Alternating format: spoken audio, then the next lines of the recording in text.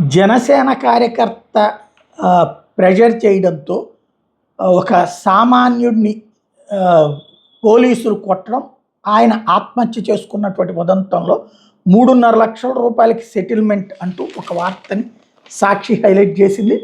తిరుపతి జిల్లా రామచంద్రపురం మండలం రాయల చెరువుకు చెందిన సంజీవ్ సుబ్రహ్మణ్యం ప్రాణానికి పోలీసులు, తెలుగుదేశం నాయకులు వెలగట్టారు. అతని కుటుంబానికి 3.5 లక్షలు ఇచ్చేలా ఫిర్యాది జనసేన మండలాధ్యక్షుడు సంజీవ్ హరితో ప్రామిసరీ నోటు రాయించారు. అంతేగా గ్రామస్తులు వద్దంటున్నా వినకుండా మంగళవారం చీకటి పడిన తర్వాత మృతదేహాన్ని దహనం చేయించారు. చిన్న విషయమై హరి ఇచ్చిన ఫిర్యాదుతో సుబ్రహ్మణ్యాన్ని పోలీసులు తీవ్రంగా కొట్టడం, ఈ అవమానం భరించలేక అతను ఆత్మహత్య చేసుకోవడం తెలిసింది.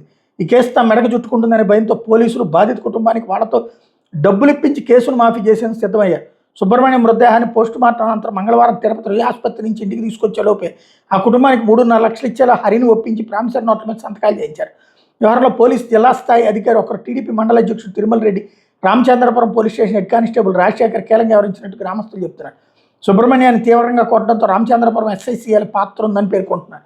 తిరుపతి ఆసుపత్రి నుంచి సుబ్రహ్మణ్యం మృతదేహాన్ని మంగళవారం చీకటి పడే సమయాన్ని గ్రామానికి తీసుకొచ్చారు. గ్రామ సంప్రదాయం ప్రకారం చీకటి పడిన తర్వాత అంత్యక్రియలు చేయరాదని గ్రామస్తులు పోలీసులు చెప్పారు. అయినా పోలీసులు పట్టించుకోలేదు. వారే కట్టెలు తెప్పించి వెంటనే దహనం చేయించేశారు.